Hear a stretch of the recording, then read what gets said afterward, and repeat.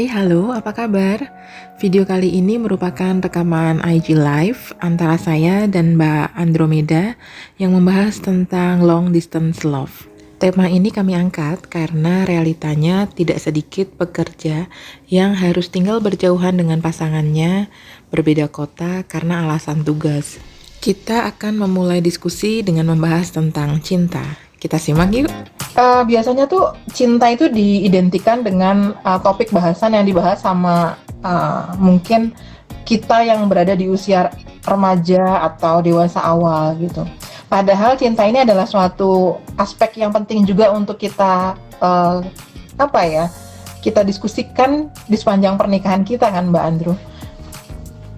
Ya. Nah, coba aku pengen tahu Mbak, sebenarnya cinta itu kalau dari sisi psikologis apa sih gitu? Kita kan cuma taunya selama ini adalah cinta itu I love you gitu, tapi nggak ngerti cinta itu dari sisi psikologi itu apa sebetulnya. Mungkin aku bisa minta partisipasi teman-teman yang udah join live, bisa tulis di komen. Menurut teman-teman definisi cinta itu apa? Silakan. Menurut teman-teman yang di IG live, definisi cinta sendiri itu apa sih? Karena memang pernikahan itu ya tidak jauh-jauh dari yang namanya cinta ya. Oh, yang single pokoknya nyimak dengan tekun. Boleh Bu Pinjeng, monggo. Mana nih teman-teman? Menurut teman-teman definisi cinta itu apa? Boleh ditulis di komen. Kalau menurut Lita sendiri gimana, Lit? Lah, gantian ditanyain. Ini hostnya siapa sebenarnya? Cinta itu apa ya Mbak ya? Aku sebetulnya sampai saat ini juga masih mencari-cari sih Mbak Andro. Oke. Ini ada yang bilang cinta itu sama dengan komitmen dari Winandi MJ. Oke, komitmen. Yang lain, cinta itu anugerah dan pengorbanan. Oh, Miss Prima. Prima ya. Anugerah tapi juga ada pengorbanan, harus dibayar. Oke. Ada lagi mungkin? Siapa nih? Ditungguin nih. CINTA. Kak, jangan ketawa aja. Cinta apa, Kak? Cinta itu hasil investasi. Wow, ini orang ini, padahal Bu Pinjung ini bukan orang ekonomi loh, dia ngomongnya investasi, tapi sekarang lagi kuliah di FEB, beliau lagi kuliah doktor. Cinta itu hasil investasi, waktu, energi, pikiran, perasaan termasuk materi. Tapi investasi ya, bukan beban ya, tapi investasi. Menarik. Eka, semarah apapun tetap bisa memaafkan. Ya Allah, wise banget Eka. Tani nggak usah cari di jurnal. Ini mah definisi ketemu. Ini ya kalau sama mahasiswa teladan ya, definisi cintanya cari di jurnal. Oke. Macam-macam tadi ya, ada yang bilang komitmen, ada yang bilang investasi, kemudian semarah apapun tetap bisa memaafkan. Itu memang definisi cinta dari kita itu memang masing-masing beda-beda dan nggak ada yang salah gitu ya. Dan bagaimana kita memaknai cinta itu juga yang akan berpengaruh ke bagaimana kita menjalani pernikahan itu sendiri. Nah, kalau dari ada salah satu ahli psikologi gitu, namanya Steinberg ya. Steinberg itu dia punya teori segitiga cinta. Bukan cinta segitiga ya, tapi segitiga cinta. The triangular of love theory gitu dia bilang. Ini aku liatin ke ini aku aja ya, ke laptopku. Jadi kayak gini gambarnya teman-teman. Jadi aspek cinta itu ada 3. Jadi dia bilang bahwa si Steinberg ini bilang aspek cinta itu ada 3, yaitu passion, intimacy, dan juga komitmen. Tadi ada yang bilang komitmen ya. Jadi passion itu lebih ke kayak dorongan yang mengarahkan seseorang itu pada emosi yang kuat gitu dalam hubungan. Jadi lebih ngomongin masalah aspek emosional kalau passion itu. Sementara yang kedua itu ada intimacy ya. Intimacy itu adalah rasa pingin selalu dekat, ingin selalu berhubungan gitu dengan pasangannya. Dan ini lebih mengarah kepada aspek motivasinya. Dan yang ketiga, komitmen itu dia adalah keputusan untuk mencintai seseorang dan itu mencintainya itu berkesinambungan terus-menerus dan juga ada keinginan untuk mempertahankan cinta. Jadi itu lebih ke apa ya, aspek kognitifnya ya, lebih ke kognitifnya. Nah, si Steinberg ini bilang cinta sendiri itu bisa jadi dia cuma terdiri dari satu aspek, itu bisa juga dari satu aspek saja, bisa dari gabungan dua aspek, dan bisa juga gabungan tiga-tiganya. Ada yang namanya liking, dia itu hanya melibatkan intimasi saja. Jadi liking itu yang paling atas ya. Misalnya dia hanya melibatkan intimasi saja, itu disebut liking. Jadi ada perasaan dekat, kemudian ada support secara emosi dan juga pengertian. Misalnya ini adalah contoh hubungan pertemanan gitu ya. Kita kan ada, ya aku sama Elita gitu misalnya, kita kan deket, ada yang saling pengen support gitu. Tapi ya liking aja, intimacy aja. Nggak ada misalnya komitmen kita akan apa gitu, nggak ada misalnya kayak gitu. Yang kedua itu ada infatuation. Jadi dia hanya melibatkan passion aja ya, yang di sebelah kiri bawah itu infatuation. Jadi dia ada ketertarikan fisik dan seksual dan emosi yang kuat gitu ya. Jadi ini contohnya misalnya kayak cinta pandangan pertama gitulah, love at first sight gitu aja kayak gitu. Jadi dia ketertarikan fisik, seksual dan emosinya tuh yang kayak menggebu-gebu gitu, yang kuat. Terus ada juga empty love. Empty love itu dia hanya melibatkan komitmen. Jadi dia punya komitmen yang kuat dalam hubungan. Tapi ya udah komitmen doang. Ya, Mbak, ya? Nggak ada menggebu-gebunya, nggak ada kedekatannya kayak gitu. Jadi ini contohnya itu misalnya ini awal-awal pernikahan tapi yang dijodohin gitu misalnya, yang sama sekali belum kenal kayak gitu. Nah itu bisa jadi empty love gitu. Nah terus ada juga yang melibatkan dua aspek nih ya. Kalau tadi kan cuma satu aspek. Yang melibatkan dua aspek itu ada yang namanya romantic love. Romantic love ini dia melibatkan intimacy dan passion. Jadi ada kedekatan, ketertarikan seksual, tapi dia nggak berkomitmen, nggak ada komitmennya gitu. Jadi contohnya kayak ya cinta anak remaja atau dewasa awal gitulah yang belum mikir untuk komit gitu ya. Kemudian ada companionate love, dia itu melibatkan intimacy dan juga komitmen. Jadi dia ada kedekatan emosional dan juga komitmen. Misalnya contohnya nih, dia nikahnya yang udah lama gitu ya. Sudah nggak terlalu ada passion sih, nggak ada terlalu ketertarikan fisik, itu udah nggak terlalu ada gitu, tapi dia dekat secara emosional gitu dan komit. Ya mungkin ini buat orang tua kita gitu seperti itu ya, kan ketertarikan fisik udah tua gitu kan, udah kayak biasa aja gitu, tapi secara emosional itu dekat gitu, seperti itu. Nah yang paling tadi udah sampai companionate love ya. Oh, masih ada yang fetus ya. Fetus love itu dia melibatkan passion sama komitmen. Jadi ada ketertarikan seksual atau fisik, dan ada komitmen tapi tidak dekat secara emosional.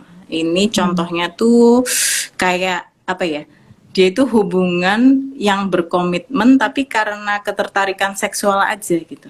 Dia tidak ingin mengembangkan hubungannya lagi untuk lebih stabil dengan kedekatan emosional gitu. Jadi memang hanya karena ketertarikan fisik aja gitu.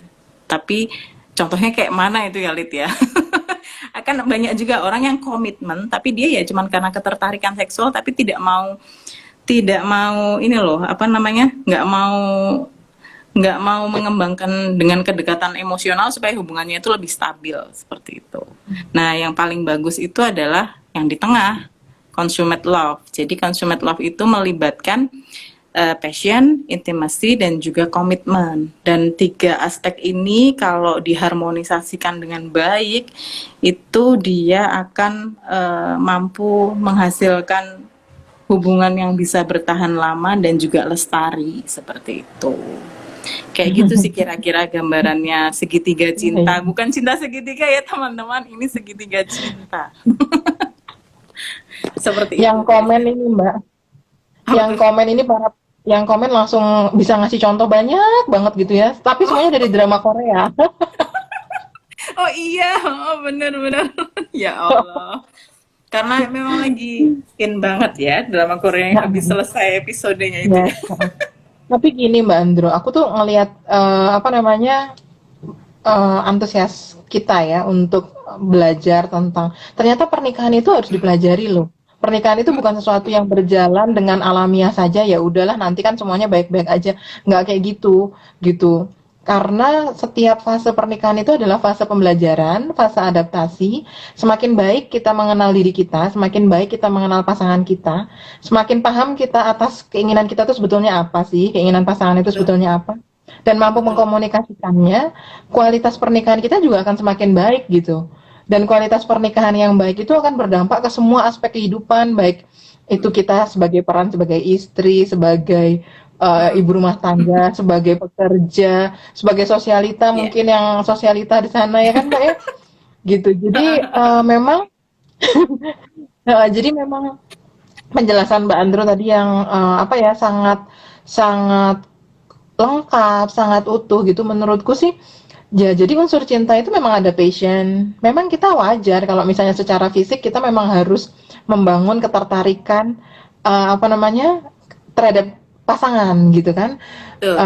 Dan kita pun secara gradual mungkin karena usia dan lain sebagainya, mungkin karena udah terbiasa bareng gitu, jadi susah loh untuk menemukan kelebihan pasangannya kan ya Mbak ya, Iya, gitu. iya, iya. Terus kita juga tadi Mbak Andre membahas tentang afeksi.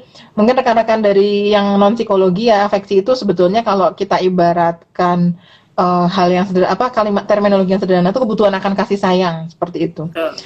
Jangan denial juga ya Mbak ya mungkin ya. Kan banyak tuh sekarang wanita-wanita tangguh yang ngerasa bahwa enggak kok aku bisa mandiri, aku sanggup gitu kan. Iya, iya, iya, Aku iya, iya. tangguh gitu. Padahal itu adalah suatu hal yang kita butuh gitu loh. Itu tuh asupan. Asupan Betul. buat kita diperhatikan, kemudian dimanja, mungkin dimanja dalam konteks yang positif ya. Disayang, kemudian juga merasa ya nggak apa-apa lah sesekali itu kita ngerasa menunjukkan kepada pasangan bahwa kita membutuhkan mereka ya Mbak Andro ya. Betul sekali, betul. Jadi kalau buat aku ya, long distance marriage ini buat aku tuh memang dinamikanya luar biasa banget sih, luar biasa banget, pembelajarannya luar biasa dan betul banget Lid bahwa pernikahan itu adalah sesuatu yang journey bersama gitu ya, perjalanan bersama yang itu tidak akan berhenti sampai kita meninggal.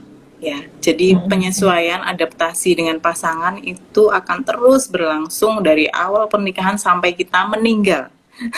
Ibu mertua saya selalu bilang ke saya, yang namanya penyesuaian sama pasangan itu sampai kita meninggal. Jadi memang benar bahwa kita tuh harus agile juga gitu ya, harus luas gitu dalam dalam pernikahan itu kita juga harus siap sedia untuk menerima good time or bad time, pasangan kita pas bener ataupun pas dia nggak bener, pas pasangan kita apa kayak everything is fine sama pas dia jelek-jeleknya itu semua harus acceptance gitu, harus kita terima gitu loh.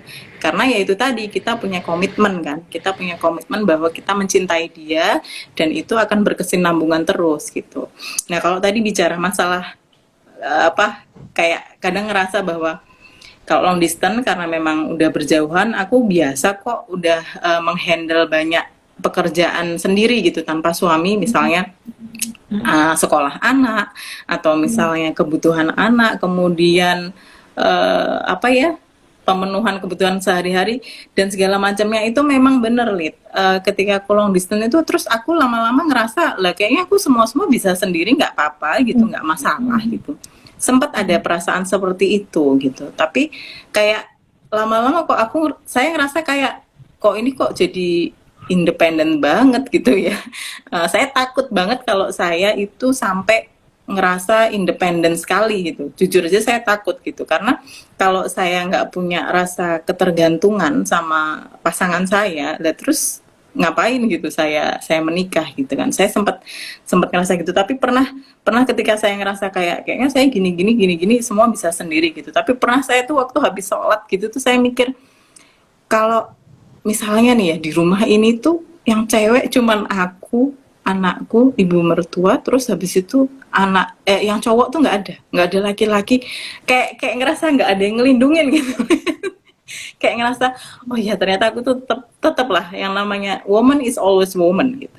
Perempuan itu tetaplah perempuan, mau sekuat apapun, mau dia jadi manajer ULP, mau dia jadi direksi, mau dia jadi perempuan yang hebat kayak apa gitu.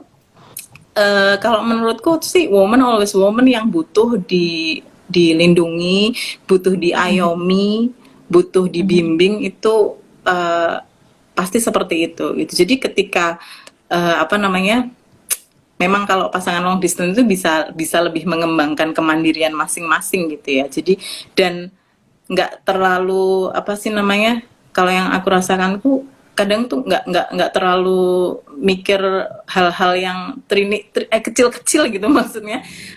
Maksudku ya udahlah, kalau emang bisa diselesaikan sendiri ya selesaikan sendiri gitu. Nggak perlu semua masalah itu dikeluarkan gitu loh. Kalau bisa kita selesaikan sendiri ya udah, nggak usah ditambah-tambahin lagi gitu kan. Tapi yang perlu jadi catatan ketika kita mulai merasa mandiri atau independen gitu, kita harus menanamkan kepikiran kita itu bahwa jangan terlalu lama merasa nyaman sendiri gitu. Karena kalau di dalam pernikahan ya itu kita tuh bareng-bareng gitu. Kita harus tetap menganggap penting pasangan kita. Misalnya dengan contoh kita itu tetap melibatkan pasangan kita di aktivitas harian-harian kita gitu. Misalnya kita lagi apa, mau kemana, itu bukan masalah, bukan tentang ini ya, bukan tentang apa itu istilahnya, yang kayak pengen memiliki banget gitu, apa sih namanya, yang selalu dipantau. Posesif, ya bener.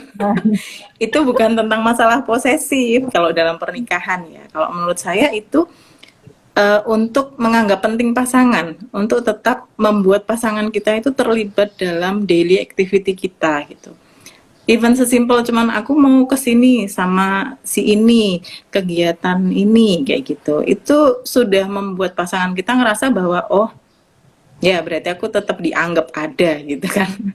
Aku tetap dianggap ada. Jadi kita juga jangan over independent, walaupun kita memang secara physically itu kita bisa melakukan apa-apa sendiri, tapi secara perasaan kita harus tetap merasa terikat dan ada apa ya, ada ketergantungan sama pasangan kita seperti itu. Kita harus tetap minta pendapatnya dia gitu ketika misalnya ada keputusan-keputusan yang pengen kita buat seperti itu akan bisa tetap menjaga keseimbangan hubungan walaupun kita bisa melakukan apa-apa sendiri gitu. Tapi sebenarnya ada hal-hal yang harus tetap kita jaga supaya saling tergantung satu sama lain.